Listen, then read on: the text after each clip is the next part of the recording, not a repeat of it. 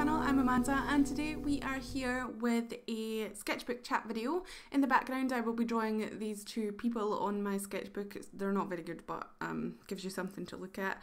I'm trying to learn how to draw people, but not too realistic, so they can end up looking like a 2-year-old's drawn them, but I will get there eventually. Anyway, in today's video I wanted to talk about references and your visual library. Feel free to comment below any topics or questions for future videos, because I am running out of things to talk about, and I would like to know what you guys have opinions on or whatever like that. So the first thing that I want to address is the fact that some people think that references is cheating. Well, that's wrong. Unless you have a super photographic memory, then you will not be able to remember what the thing you want to draw actually looks like. If you try to draw something you're not super familiar with without reference, then it'll look weird, wrong, or too simple.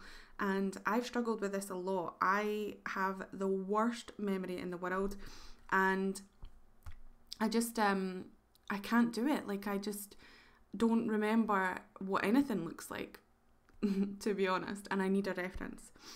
So yes, we know what a generic tree looks like. It has a trunk and some bark texture, leaves, but unless you look at a reference, your brain will not see the way that the leaves sit, the imperfections, the knots in the trunk, the way the leaves connect to a tree.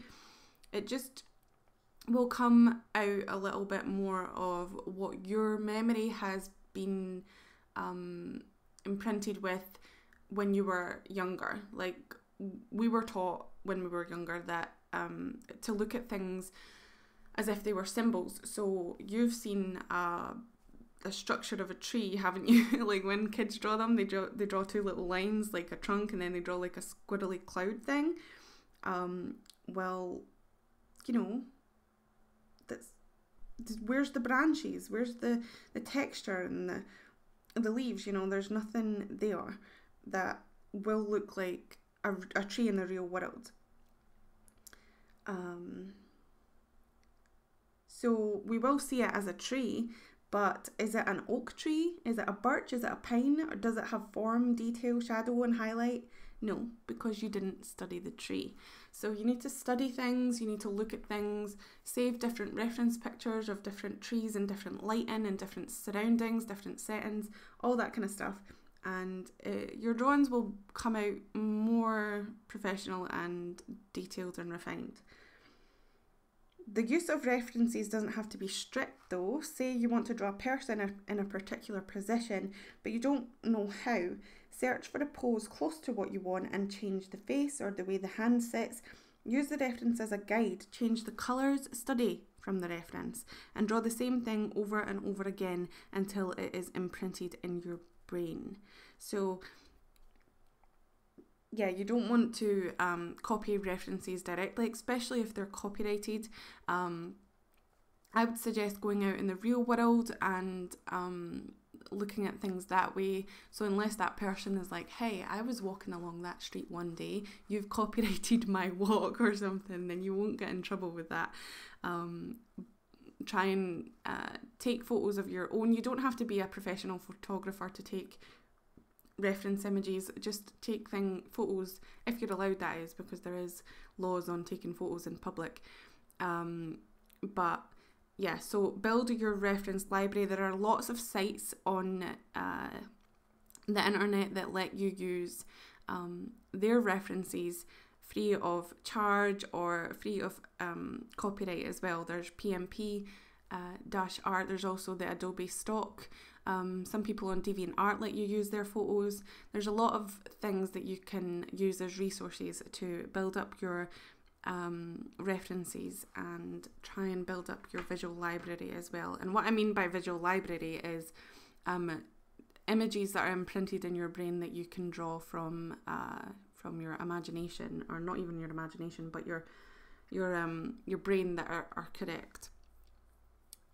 So yeah, study the references and draw the same thing over and over again until it's imprinted in your brain, therefore creating a visual reference in your brain. while doing this, you should change things, angles, lighting, and so on, so that you don't end up just copying and relying on references to draw, which I am still at the stage where I rely on references to draw. I rarely draw something from my brain that comes out right, that I like, unless it's like super straight-edged technical things, or simple things. Drawing from life is really important, because then you can see what the object looks like compared to pictures, like objects in the real world, 3D, the way that the light and shadow changes on the object as the day gets going. So like it could look, well, it does look completely different in the morning than it does in the afternoon and evening and nighttime. This helps you learn about form and why you or another artist would choose the lines they draw to portray that thing. So that's another thing. So people, for example, you can get a reference of people doing pretty much anything, but try to strip that down. If drawing from photos, try to draw only their form and gesture instead of everything you see. This will help you apply the pose to a character that you may want to create in the future. So instead of drawing every little detail, imagine on that picture that you have just seen that person in the street. Try and take their most important features. Do they have a big nose? Do they have red hair? Do they have really skinny arms? Like just anything that defines that character as that person. There's websites on the internet if you can't get out. I know that a lot of artists struggle with anxiety or struggle to go outside and are, you know, have panic attacks and all that stuff. Mental illness stops you from going outside. So there are plenty of websites on the internet that you can search for that let you look at a picture for a certain amount of time, 30 seconds, and you've got to draw what you see as fast as you can, and it goes through a stage depending on how many minutes you pick the class to be. I'll put links in the description to some of these websites that you can check out that I use, so that you can learn how to do quick gesture drawings and get down the details as fast as possible. And the more you do that, the quicker you will become at drawing these things. Take a live class, like a life drawing class. I have never done this before. I think I've done it in school where like once I have drawn a person. It wasn't nudes.